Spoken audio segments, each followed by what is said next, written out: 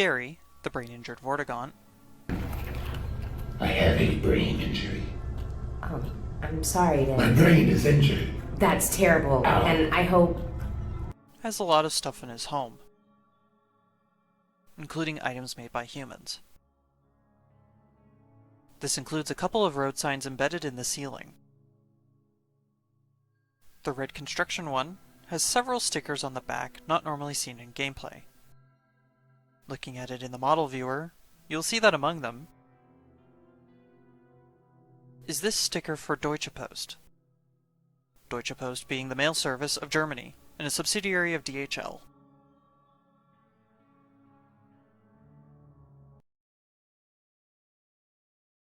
In Source 1, an eye-catching material is left in the place of a missing texture. The Half-Life 2 20th Anniversary commentary talks about this material's origin. Missing material. Early on in developing our low-level graphics code, we realized it would be difficult to spot polygons that weren't rendering due to a missing texture. When this happened, you'd typically just see black where the polygon should be, which could easily go unnoticed in darker scenes. To catch this bug more reliably, we created an error texture that would be visually unmistakable and generated automatically whenever a texture failed to load. This gave rise to the now iconic purple and black checkerboard texture, which has since taken on a life of its own well beyond Half-Life 2. While it doesn't appear in Half-Life Alyx, this checkerboard texture makes a leap to Source 2 and Counter-Strike 2 on select models ported by Valve.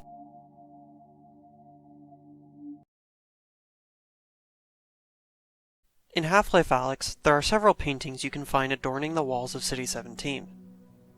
These are real paintings. In the Northern Star Hotel's bar, there is an incredibly large one. This is named Approaching Storm, and was painted by William Keith in 1880. A smaller painting beside it is by Adolf Friedrich Erdmann von Menzel, and is named Storm on Tempelhof Mountain. It's from 1846 and depicts the area of Tempelhof, what is currently a suburb of Berlin, Germany. Near the beginning of the game, there's an apartment you can look into. On the wall is a painting by John Singer Sargent, and is named Mill at Pontresina. It's from 1869 and depicts a mill in Pontresina, Switzerland.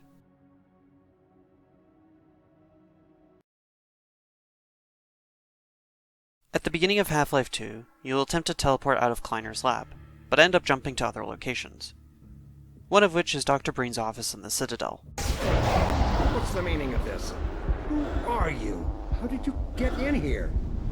From what I saw, I'm all but certain it was Gordon Freeman. Originally, his lines were going to be different. The 2003 build even cuts a majority of them from when you first teleport in. What? What's the meaning of this? Who are you? Where did you come from? How did you get in here? Help! Help now! Can that be who I think it is? Is it... Aren't you... Gordon Freeman? Guards! Guards! In here now! Hold it there! This is a significant development. As soon as I hear from my contact, we can make our move. The only potential drawback is that man, the one I saw. There he is again! In Alyx's hideout at the beginning of Half-Life Alyx, there is a globe. It is so high resolution that you can actually read off of it. Because of that, we know that this isn't a globe of the contemporary Half-Life world. Instead, it seems to be dated to sometime around the 1830s, as it shows a single Dakota, the Ottoman Empire controlling the Balkans, the use of Persia for Iran, the existence of the Chinese Empire, and many other details. Alyx appears to have marked it with more recent information, too. She confirms outright that the populations of North America were forcibly relocated to Eastern Europe. She's also crossed out a selection of cities in European Russia. She's also added question marks to several regions, too.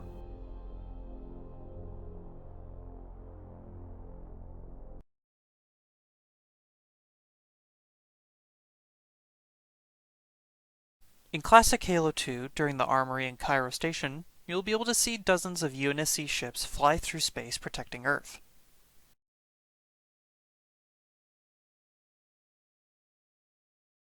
first of these are the Stalwart class light frigates. Miranda Keyes' ship in-game, the In Amber Clad, is a Stalwart.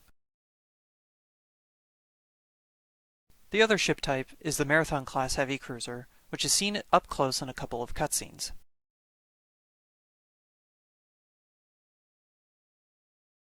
But in Halo 2 Anniversary, several more are added to the fleet protecting Earth. The first one is the Paris class heavy frigate from Halo Reach and its multiplayer. The other is the Halcyon class light cruiser, the same class as the Pillar of Autumn.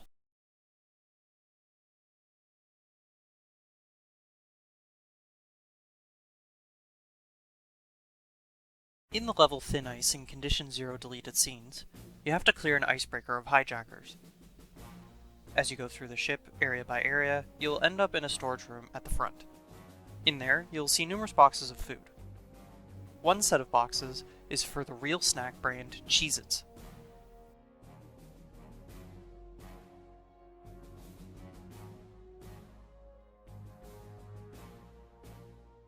This isn't the only place where you can find them. When first entering the crew and command tower, there will be a blocked off door that will have a single set of boxes. You can see them up close should you climb partway up the ladder to the cafeteria.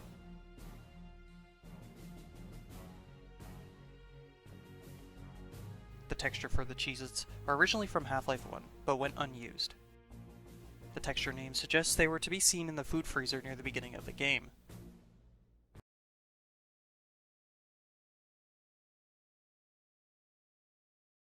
At the beginning of your escape from GLaDOS in Portal 1, you'll get the ability to enter some of the offices overlooking a couple of the test chambers.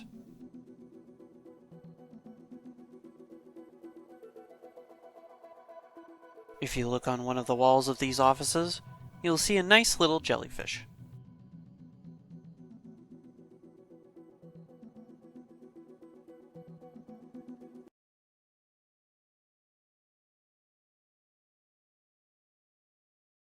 In Left 4 Dead 1, you can find cereal boxes for Choco Bites around.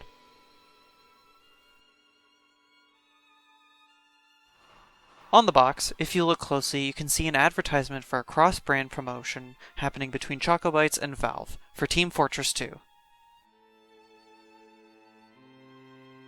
Each box of cereal contains a free 6-inch action figure with a total of 10 unique ones, all representing different characters from the game. Someone at Lewis's former job evidently had some Choco Bites, as they had the advertised Heavy statue on their desk.